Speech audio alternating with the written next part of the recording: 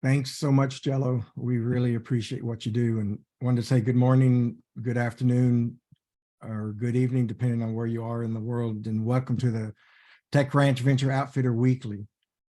This Tech Ranch sponsors a Venture Outfitter is a weekly program where we outfit all the entrepreneurs and folks we're working with and with things to help their ventures grow. And we wanted to get my slides going. Thank you. Wanted to give a shout out to DuoWorks. They sponsor the studio. We appreciate Linda Blackman and her team there. She's been part of Tech Ranch for years and years. She was part of Venture Outfitter 17. It's exciting. So if you need information on that presence in Austin here in the US, then you can contact us, get that information.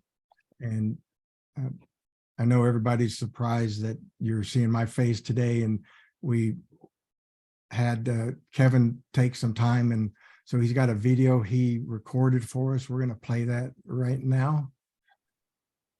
Thank you. Hello, Tech Ranch community. I'm taking a little bit of time off, and I'm just coming back from Uzbekistan, and I have a couple of days that I've been taking off, and I want to tell you about what's going on and stuff like that. Getting to experience the reverence and the peacefulness and the heart-centeredness of Uzbekistan was really moving, and it's just by chance that I had a vision quest, a very special type of process that I'm going to be doing over the next few days, scheduled right after that. And it feels really great because of, after having such an experience in Uzbekistan, I'm really looking forward to kind of just like deepening my understanding with this process I'm going to go through. And I'll tell you a little bit more about it when I get back and stuff like that. But with all the events of the world that are happening, especially in this country, about just the slaying of children in our schools and things like that, like here in this country, something so broken that I think it's important to start really deepening and talking about some of the things that we are here to do as entrepreneurs that choose to build businesses that actually have impact. We have to go farther. And I'm convinced that part of that is deepening our own process. And so that's going to be, by the time you hear this video, I will be out in the middle of the forest going through a process that's thousands of years old called a vision quest. Tell you more about that in the future, and perhaps some of you will be interested in knowing a little bit more about how to do this to deepen your own practice, because I think that we actually need to be emboldening ourselves as we're taking on these big challenges. One of the entrepreneurs that I've met that's taking on an amazing challenge in the education world is Denise Kern. And when I met her, I immediately, when I got the first message, the first email message, or the first LinkedIn message, I guess it was, when I met her, I was really moved immediately, and I knew that there's something special here. Denise is an educator. She's been a principal. She's done all sorts of different work. She has a very special story that she moved my heart with about a fifth grader that she probably saved this young person's life and several other young people as well, because she just wasn't looking at this as an education problem, but also how do we create supportive environments. Denise is going to lead you through a talk that she says, "How loudly must I scream? A call to arms for the Tech Ranch community around the education and the future of our children." And I'm going to place you in her hands. And most of you know that I don't do this very often, that I actually ask someone else to lead the conversation. But I think that she's got an important message for you. And I'll be thinking about you all. I send you my best, my very best from the place that I'll be. But please connect with Denise and know that we are here for each other as a community to take on the challenges that make the world a better place. With that, let's go change the world for the better together. Y'all have a great time. I will see you on November 3rd, and we're going to connect even more with some of the Uzbeks, as well as going to really do a lot more reaching out to bring the community together next time. We'll have a community conversation. And then on the November 10th, we're going to have a branding expert named Christia come to speak to us. So Denise, thank you for taking this on. I'm moved by your journey and make a difference. Okay, y'all take care. I'm excited. I really appreciate Kevin giving us the opportunity to hear from Denise today. And, you know, I too moved and seen what Denise does. And, you know, it's hard to not be emotional thinking about her life and how much she cares for people. And so when we, you know, people will say, okay, school's in, class is in. That's not the way it is with Denise. We say learning's in, so you want to make sure you have your notepad. You know, Denise is a top-rated educator. She's got the Top Gun status. That means she's a badass. And she's been a teacher, a counselor, a principal, and she's worked with ages from birth all up through 104.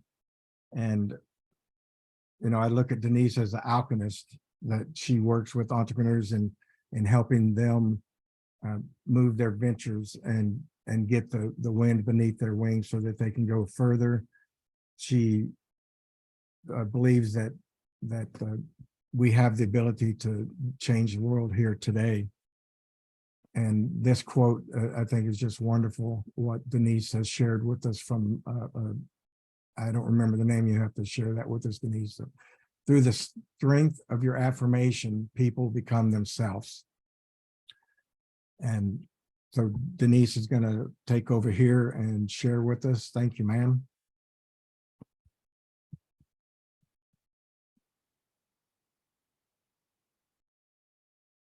There we go. Good morning, everybody. Thank you so much for being here. That was quite the intro. I'm actually a colleague. I'm not the, you know, I'm one of you guys, and we're going to get through this together. And I appreciate your help and support in this. I have never done this before, and I'm before tech. I'm before the internet. I'm before all of this stuff. So there may be a few bumps, and I know everybody will help me through that. So the quote that you read about through the strength of your affirmations, people become themselves, is from Reverend Phil Barnhart. And he was a family friend and a pastor, and compiled a book called Quiet Moments in the Presence of God. So I thought that was appropriate for us to begin today. And now I would like to share my story.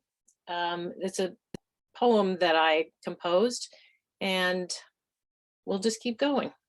So it's called How Loudly Must I Scream? How loudly must I scream?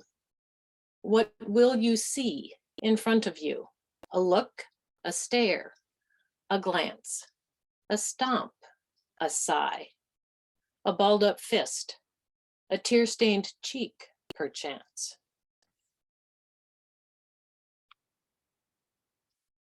How loudly must I scream? What will you hear to listen well? Please look through my disguise, the gifts I bring in loving trust, your affirmation wise. How loudly must I scream? What will you feel when soon I bring my story to your care? Will you invest your precious time, commit, engage, and dare? You'll notice there's no picture with this, but a question mark. To share with you Amy's story. This is the story that Kevin asked about, and it's about a 5th grade girl. Amy is not her name. I've used a pseudonym because I want to protect her privacy, but it actually happened in October, mid-October of 2020, 7:10 a.m. This is Amy's story. 2 5th grade girls were waiting anxiously at my door. They quickly explained, "My mom told me I had to tell the counselor. We told our teacher too, and she said we needed to find you as soon as possible.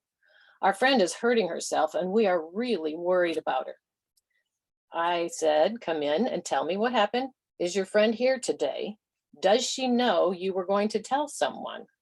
Girls, no, we are really worried about her. We were texting with Amy last night, back and forth. She was saying weird stuff. We kept texting for a while. Then we said, bye, see you tomorrow. Amy said, bye. We were worried she is going to hurt herself. I said, well, let's call your moms. Let them know you have been talking to me. So I started with the girls the girl who had been afraid to tell her mom. So we started called her, and then let mom know that she was talking to me about the topic that we were discussing.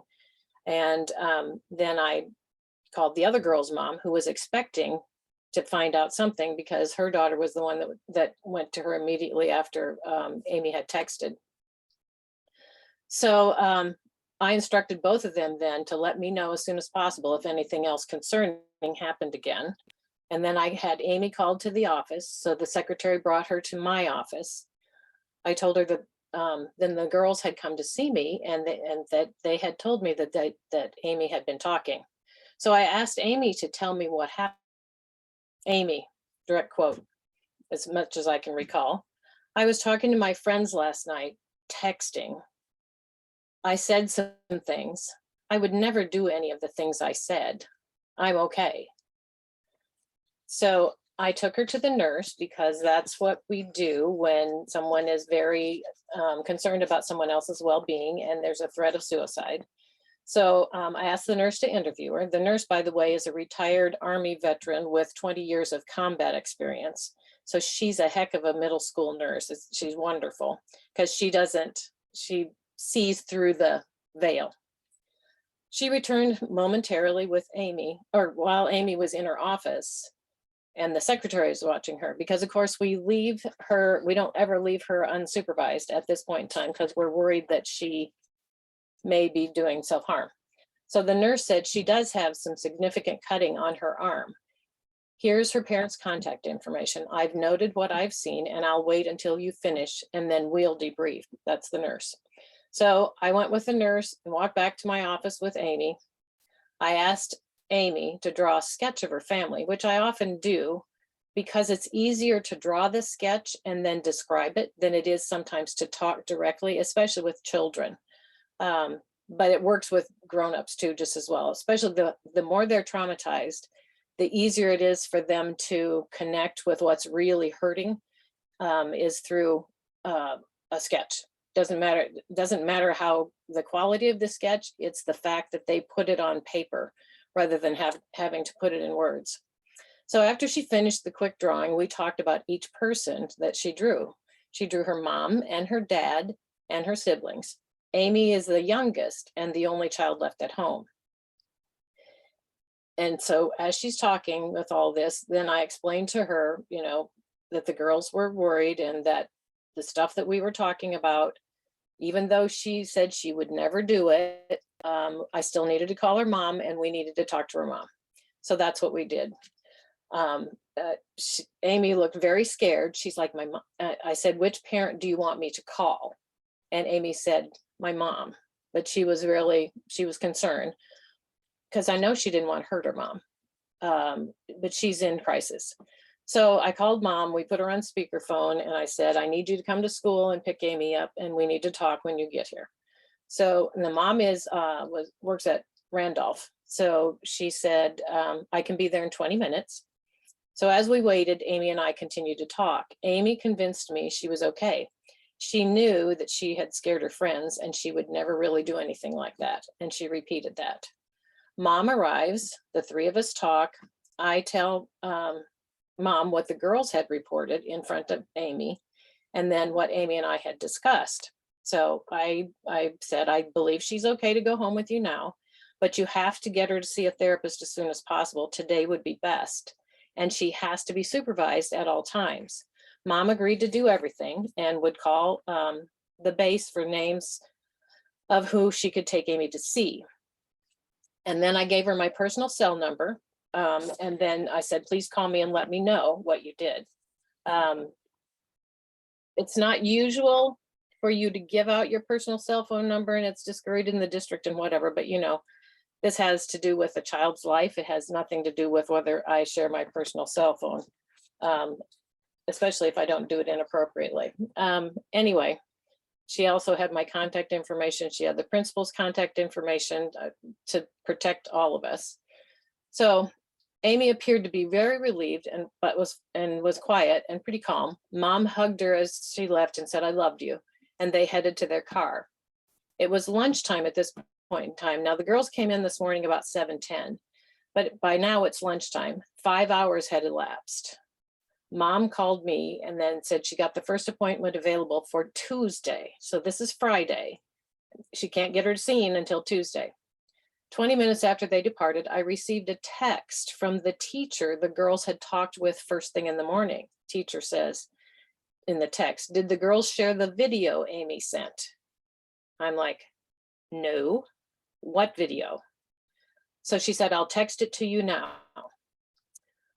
I pull up the video on my phone as an 11-year-old girl appears.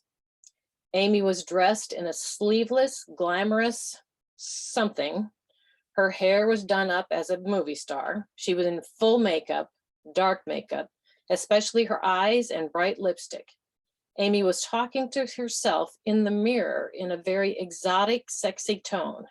As she talked, she proceeded to take a single-edged razor blade in her left hand and made deep cuts, drawing blood in a chevron pattern from her shoulder down to her wrist. We counted 100. The nurse counted 100 by the time it was over. The video ended. I dialed Mom's cell.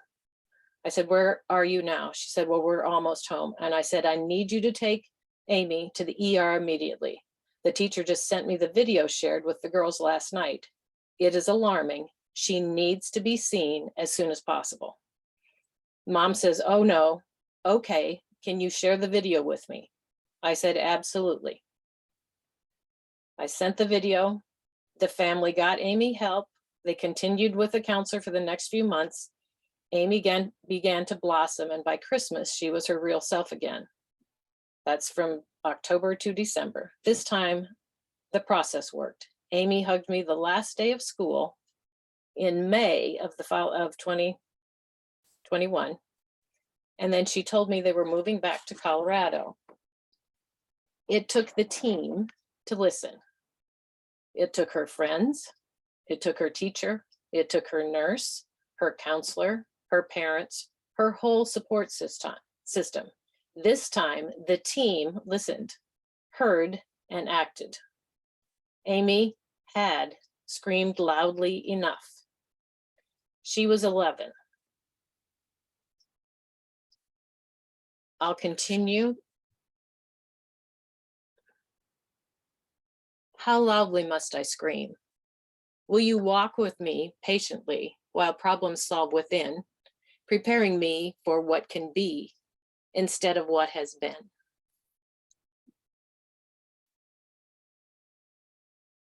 What will you do to know me well, enough to share my dreams, your actions clearly showing now? How loudly must I scream? So how loudly must they scream? I'm going to stop sharing my screen now, Jello, and then I'd like to go ahead with some comments. So if you'll go ahead and take over, I'm good with that. Did I do it right? Okay.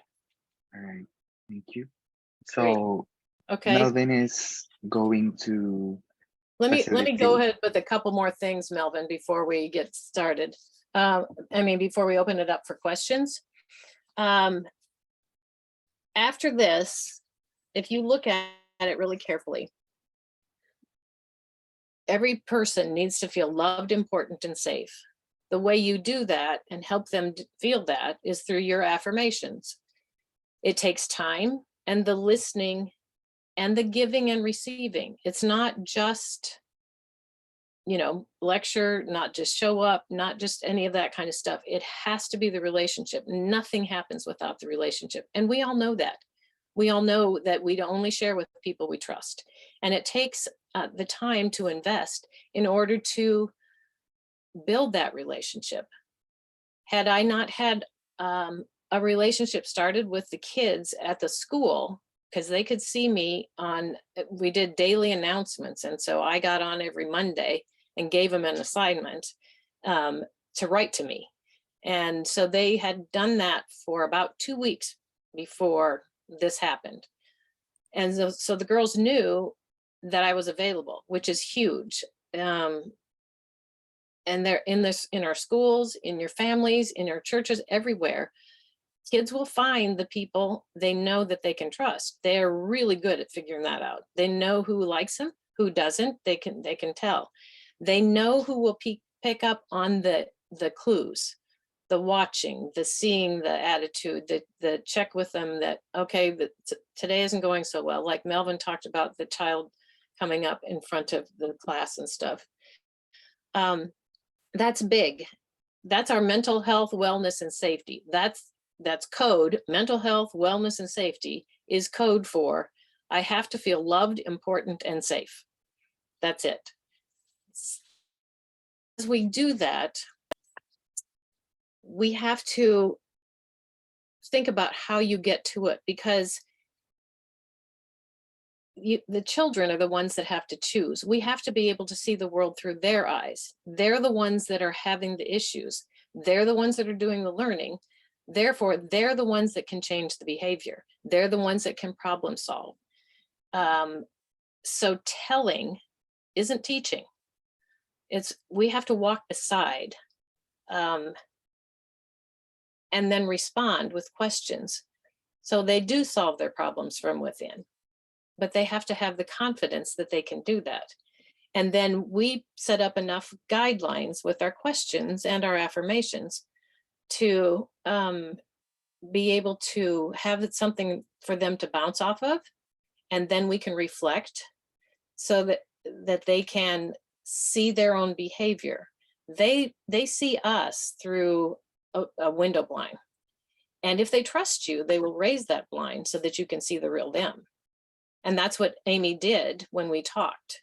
She knew that she could trust me, that I wasn't going to hurt her, that I was going to make sure that she could help herself.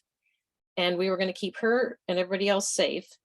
And that's huge, because then she was able to do the work she needed to do to get herself back on track with the support of her family.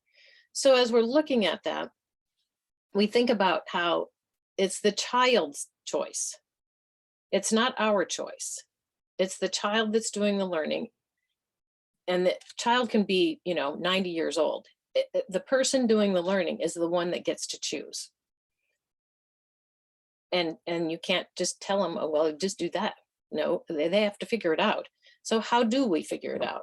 We want them to grow from dependency to become independent and then become interdependent. And that's where we are. We are interdependent and we're getting closer to each other. That's what we're talking about. So that interdependency allows us to give and receive. So we have to spend time listening. We have to spend time giving. We do. That's a question. Then we receive the gift back from whomever we're giving to. And that's a big plus. That's the communication. That's the engagement. That's the connection. That's the relationship. So at this point in time, think about it as you're looking from behind a child's eyes. Whoever you're working with, you're looking through their eyes and seeing the world as they see it. It doesn't matter if you don't see it as scary. It matters if they see it as scary. You have to name what they're feeling and then go from there. Then they know you understand. If you say, I understand, they're like, yeah, right. A lot of this is also, I figured there's a TV show a long time ago called Let's Make a Deal. That's pretty much the whole relationship you have with kids. It's pretty much the whole relationship you have with others, people. It's let's make a deal. I'll do this, you do this. I'll do this, you do this. You do this, I'll do this. And then we give boundaries. We're grown-ups, they're kids. So sometimes I have to say, I'm sorry, that's not your choice. Like, I didn't give her a choice about calling her parents. I gave her a choice in which parent do you want me to call? So she still is getting a choice, but I'm guiding that choice. And that's part of the relationship. That's part of what matters. She expects me to do that. So I want to end with this quote also, and we don't have a slide for it. It's from Galileo, who actually lived a long time before me. But it's the quote that I have used in my teaching since I began. It goes like this: you cannot teach a man anything. You can only help him discover it within himself. So we have to assess, adapt, and overcome. And I'm asking you to please lend me your time, your listening, and your trust as we discover the solutions together. Do we have questions?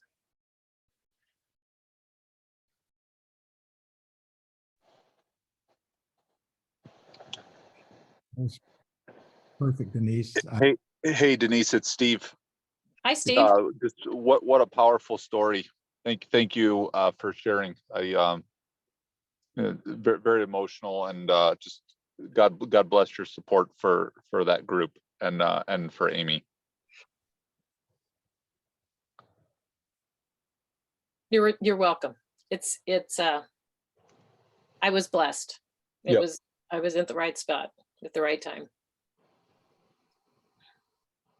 So, Denise, a question. I was struck by your comment that kids know who to trust, and looking back at my two kids who are now well past school, it actually rings a bell in terms of some of those things, because there were a few people, a coach or a assistant principal, after you got pulled into the office in the high school level. It seemed to be easier at the grade school level than in middle school than the high school level. But how do you systematize that understanding? What framework do you put on of how you make that trust level more available throughout the education system? How do you make that a commonplace knowledge, as opposed to, hey, we had principals that, when my kid who was ADHD was really instrumental in terms of spending time. He had to spend time in lunch with the assistant principal, but he got there. So how do you formalize that and make that more the norm rather than the exception? So let me just leave it there. That's a great question, and I have been with which I've been struggling a lot. My first year teaching was 1975. And I've noticed that it ebbs and flows in terms of the amount of autonomy children have, and teachers and administrators have. In this test and punish environment, this highly structured, achievement-based ranking, you got to pass the test first, and then we'll talk about learning. They're two different things. Achievement and learning are two different things. Assessment in that is judgmental when you grade it and when the grown-up has the choice. Assessment, when a child gets to choose it, is non-judgmental, because they rank it, they look at it, they describe it, they do it. So when your son was in the assistant principal's office, he was giving your son an opportunity to figure out, okay, how am I not going to end up here again? How can I increase my self-regulation? How can I use my gifts differently so they don't get in the way? So my gifts get discovered versus, punished, because punishment doesn't work. All it does is it goes underground. So this is what I'm thinking, and that's partly that's what I really need from all of you. I think we need a different process that's above and beyond what the teachers have been trained with. First of all, most of them do not have any counseling experience. Most of them do not have any experience with coaching. Most of them are taught, and truly for the last 20 years, that they haven't had an experience like what I've had. But they need it because they're at the front lines. So they've got to have it. So I'm thinking that we need to figure out a way to teach teachers as if they're the top gun. We want the ones that are the best and the brightest. We also know that you don't become a master teacher. You don't become a master of anything without 10,000 hours of practice at least, which means young people, old people, whoever wants to be a teacher needs to have at least 10,000 hours in the classroom with children under the guidance of a master teacher. You've got to have a mentor. You got to have somebody that will help you through this. Otherwise, you don't get to be Top Gun. How many of you just think about the movie Top Gun Maverick? Think about Maverick. First of all, he had the experience. Then he was able to teach it. But they didn't teach it like sit down and take a multiple choice test all the time. We saw him in the classroom a couple of times just to look at the whiteboard and see the plan, correct? That's not how we teach Top Gun pilots. That's not how we teach Top Gun surgeons. That's not how we teach Top Gun business people. That's not how we teach anybody else other than in a traditional classroom. If you can't come back from someplace you've never been. My late husband always said that. It doesn't matter. If you've never experienced it, you can't understand it, which is where I'm finding I can talk till I'm blue in the face. But if I have a teacher that has never experienced what I did with Amy, they've never had a traumatic experience and never had to get somebody out of it. They've never had to watch the behavior coming and giving us clues. They don't get it. And they'll try really hard.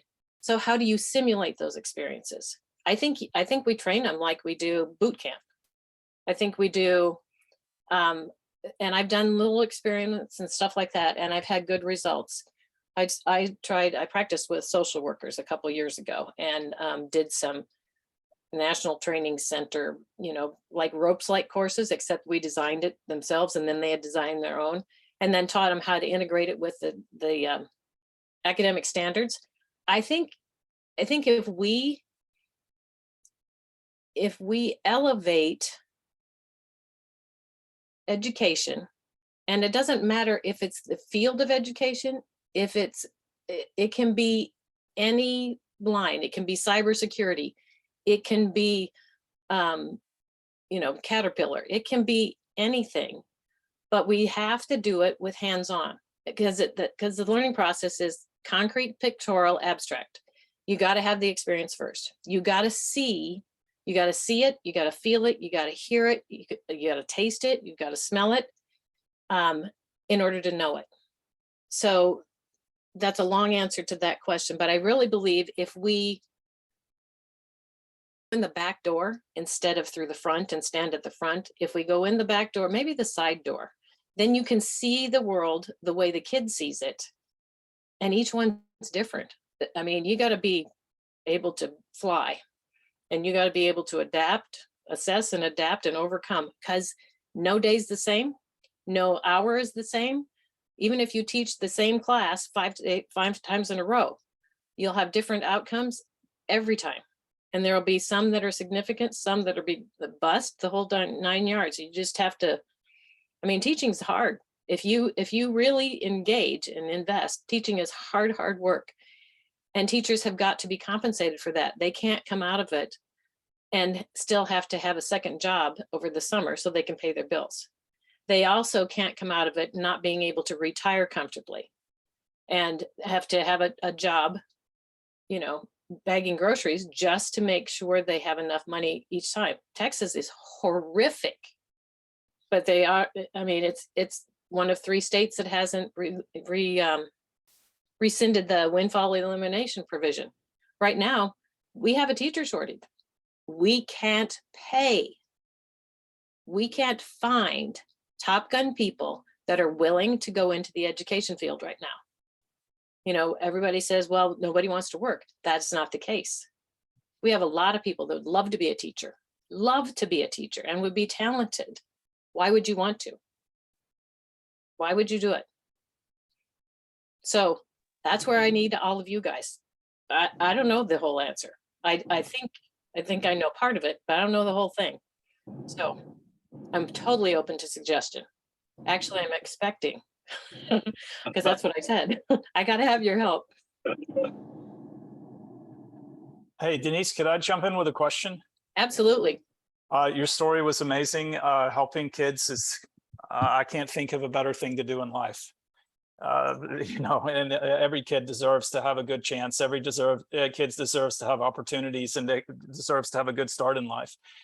I just wanted to ask if, I'm assuming that with Amy, she didn't have like environmental issues that needed to be, you know, that were exacerbating her problems, or if I can ask if she did, and if in those cases when they're, let's say, an abusive guardian or parent or something, what do you do? Excellent question. Amy, you're correct. Amy did not have, she had good support. And so even though she was in crisis, then they were able to do that. I have another story I'll share quickly. I had a young man, same age, same grade, same class. And he was identified as, well, parents would not agree to have him identified as autistic, but he was brilliant, absolutely brilliant. Socially not in a good place. Came to school one day and immediately got sent to the nurse. His father had gotten so angry with him that he had hit him repeatedly with a shovel. And so we had the bruises and those kinds of things. And then we had to, of course, contact the parents. So we had to contact the abuser and say, we are reporting you to Child Protective Services. We have to by law, and this is what's going to be happening.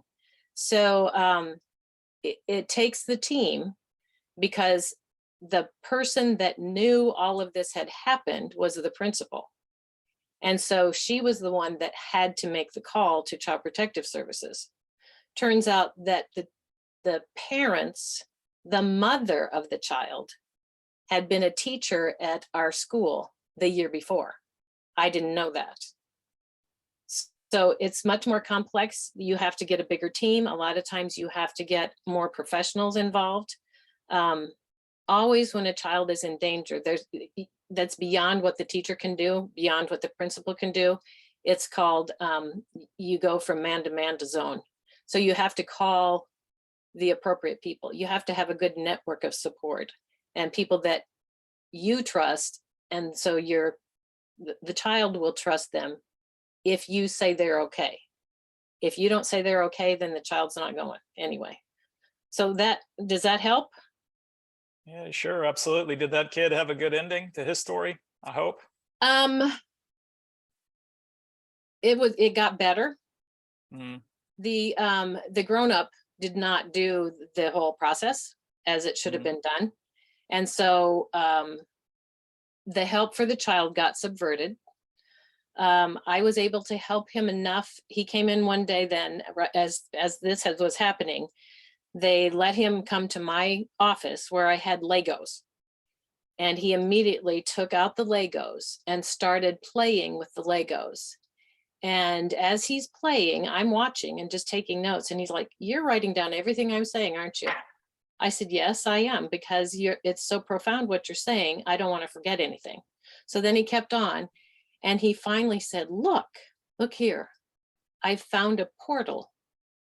And if I go through this portal, I can change my day and start again. I'm like, okay, drop the mic. But that was the only interaction I got to have with him. So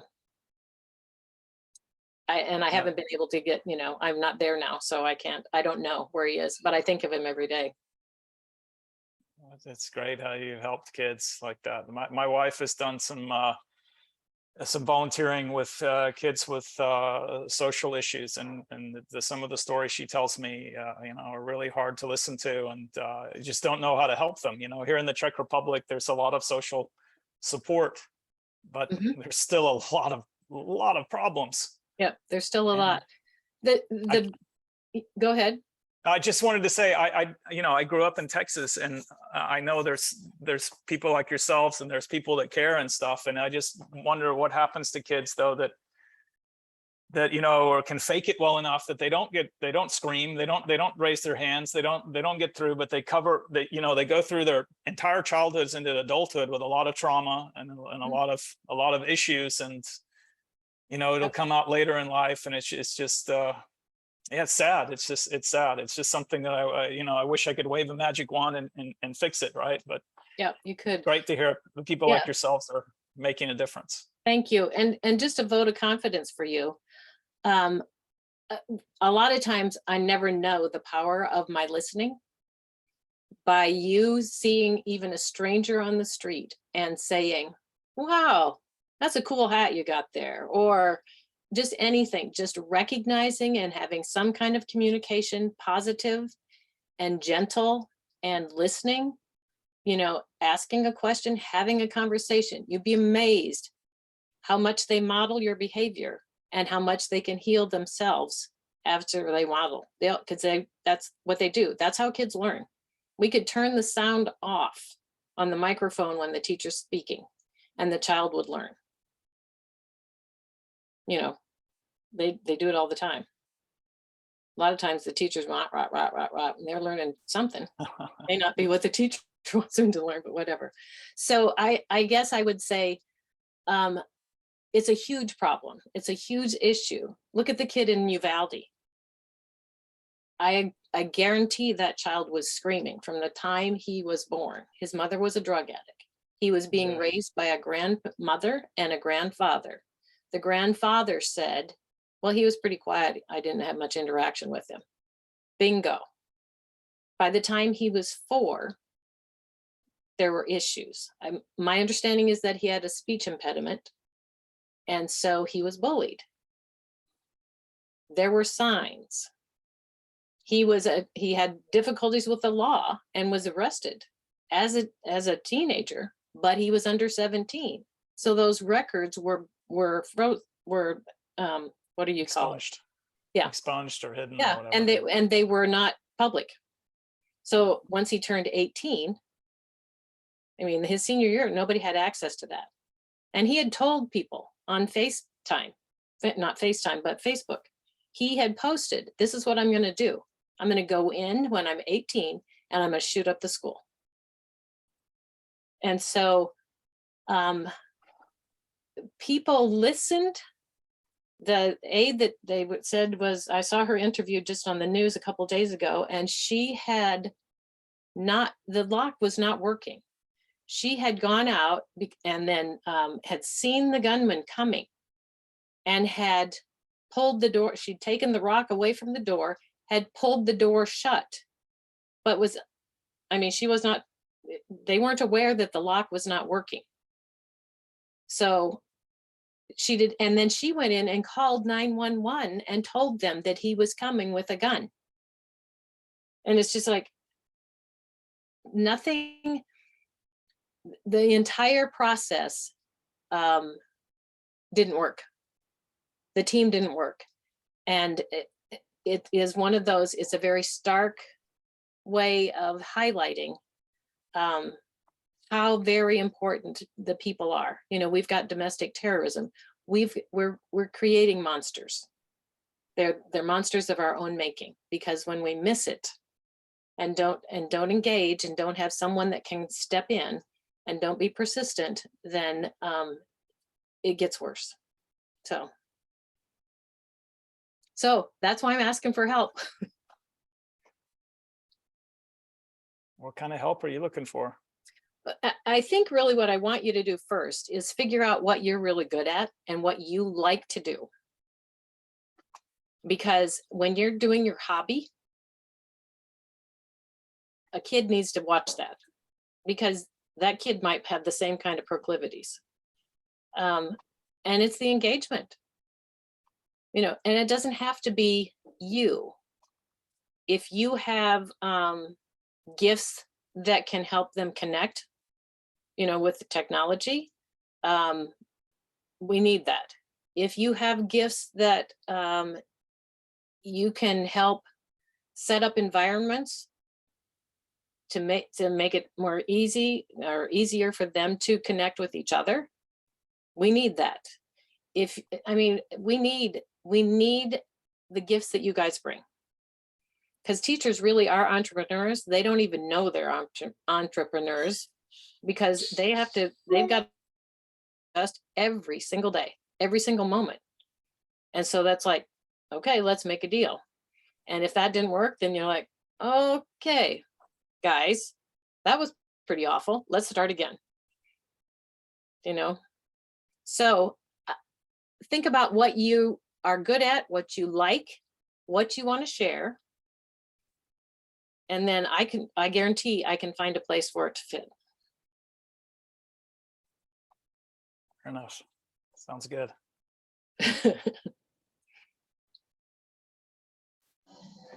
Denise, Steve again, that's so true. Teachers are entrepreneurs. They have a skill set that many of us don't have, plus the patience. You know, it's just so true. You know, in regards to the child at home as well, you know, children are, it's a product of environment, and teachers are burdened with so much right now too. You know, what do you think could be done? And it's a big question, but what are some things that could be done to help some of the home situations as well? You know, for those of us in the education industry, what could we be doing to maybe encourage that type of better environment? I think that's a great question too. I have experimented in the past. I did it with my staff at the two schools that I was principal for. And it was I was in we had a rich school district, but I was in the school that nobody wanted to go to, because we had 70% free and reduced lunch, and we were in the heartland by Canyon Lake, and we had the highest per capita number of meth labs in the country. We had a DEA helicopter that flew over our campus every day, and the closest home was 2 miles away, so no one walked to school. We didn't have a neighborhood because everybody rode the bus or their parents brought them. So that's just to set up the background. So but the best part was I had a superintendent that would let me do stuff, and he would stay out of my way as long as I wasn't doing anything illegal or immoral, because they got the lowest test scores of the district anyway. And he figured if I made any improvement whatsoever, that was a plus. So I tried a lot of different things. The first one of them was to have interviews with parents. And so we had kindergarten, as they're coming into school, they had a full-blown teacher-parent conference interview before the kids ever even came. Then the teachers did home visits. And then then the children came to school kind of in waves. We'd have like 10, or 5 a day for a week. And so it took us a full month to get kindergarten started, but we didn't have any issues, and we got them through that. Then the next year I added a volunteer program that helped supplement reading. So that we had extra reading buddies, and I taught the grownups to, I didn't, my staff did. Had volunteers come in for an hour a week, and they could come in more than that if they wanted to, but they'd come for an hour a week, and they'd have a child read to them, and it was a beginning reader. So we taught them how to look at the child and watch their skills, help them figure out how to work through the mistake. But just having that reading experience, that extra, they read with them. They could get 2 kids because it was 30 minutes. And by the end of the year, every first grader was on grade level for reading. By the time they hit 3rd grade, guess what? They passed. They passed the test. So I knew that program was working too, but it took the extra bodies and the extra practice one-on-one. We got the idea from the University of Arizona, and one of my teachers had put that together there. That's another thing. Probably the most successful thing that I would recommend doing is first of all, when I first became principal, I had 900 students, grades pre-K through 6, and I had 3,300 discipline referrals for the first and second year.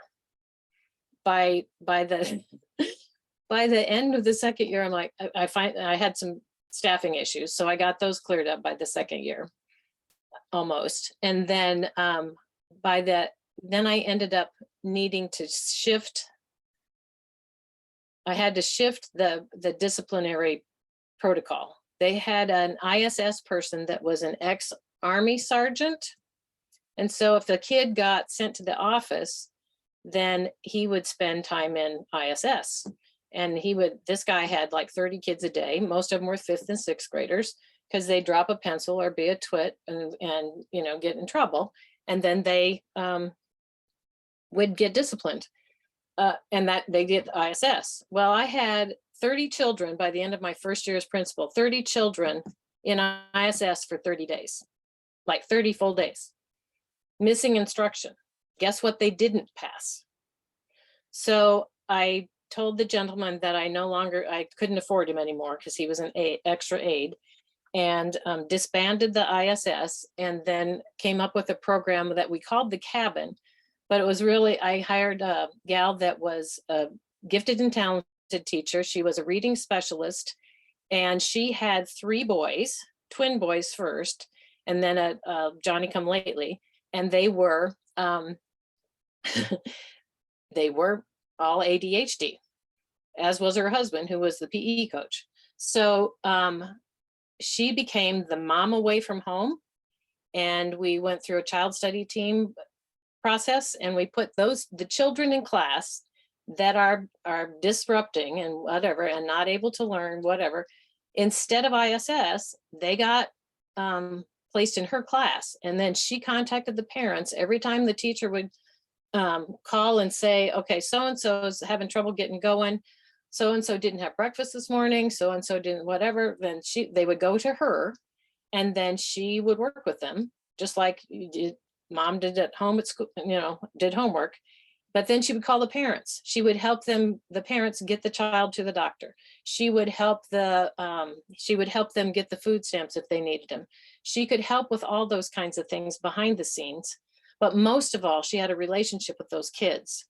By the end of the 6th year, when we had that program going, we went from 3,300 discipline referrals to 300. My Army Colonel assistant principal at that time said, Denise, when we started, it was a firefight every day. Yeah. Now we're down to gum chewing. So that's one of the things I recommend. I noticed that we're running out of time. Melvin, I'm going to have you tell them how to continue the conversation. And obviously we've got a lot going, and I'm very appreciative you're all listening, and just keep thinking about what you could do, because I know we can do this together. Yeah, and I really appreciate Denise and you sharing. I wrote down so many times that you talked about relationships, and one of the things I want to bring up real quick is that this is not just US. This is, Venture Outfitter Tech Ranch is building bridges worldwide. Denise works recently with Japan on a program, and so I think about Jello. We need to put him on the spotlight, not just being in the background. What can we do in his country, his culture, and some of the other folks that are on here that would be able to ask questions, get assistance, and bring assistance to you and what we're doing, Denise. So thanks so much. Thank you. Thanks for the opportunity. This was fun. Sure. And we're going to wrap up here. I'm going to hit the right button here in a minute. for connecting with us. I believe you can see the slide. Is that there for you now, Jello? Yep. All right, so you are interested, we are building the country managers program, so you're sitting out there wondering how you can be involved, just poke in and ask questions. And you just go to this link, this URL, and get information. Is there anything else they need to do for connecting, Jello?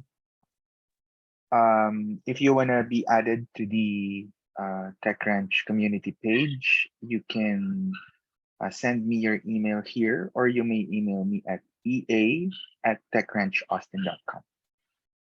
Cool. We thank you so much. And we want to keep the conversation going. So, we want to change the world together.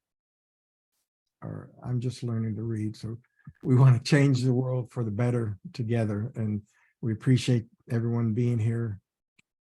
And have a great week. Look forward to seeing you next week when Kevin will be back with us. You're the best.